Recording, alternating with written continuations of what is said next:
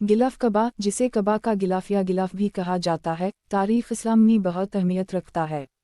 ये एक सिया रेशम और सोने का पर्दा है जो कबा को ढांकता है। ये मुक़द्दस ढांचा सऊदी अरब के शहर मक्का में मस्जिद अल हरम के मरकज़ में वाक़ है।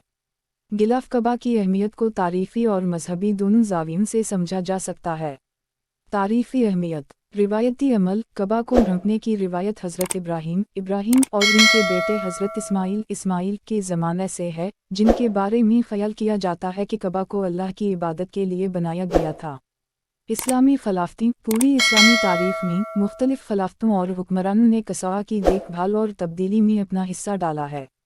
ये इस्लामी तहज़ीब और उम्मत मुस्लिमा के इत्तिहाद की अलामत बन गया।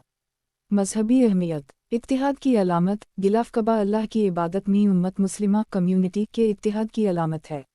मुतनव्वे पस मंज़र और सक़ाफ़तों से ताल्लुक़ रखने वाले मुसलमान सालाना ज़ियारत हज के दौरान कबा में जुमा होते हैं और कसाआ एक मुत्तहिद अंसर के तौर पर काम करता है।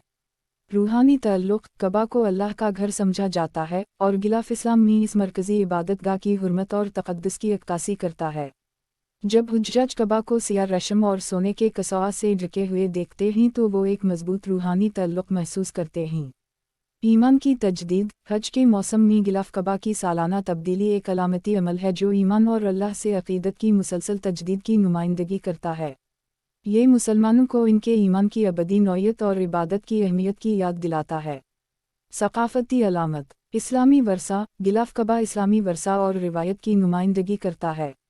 कसाआ के पेचीदा डिज़ाइन और ख़त्ताती में अक्सर कुरान की आयत शामिल होती हैं, जिससे इसकी सक़ाफ़ती और फ़नकाराना अहमियत में इजाफ़ा होता है।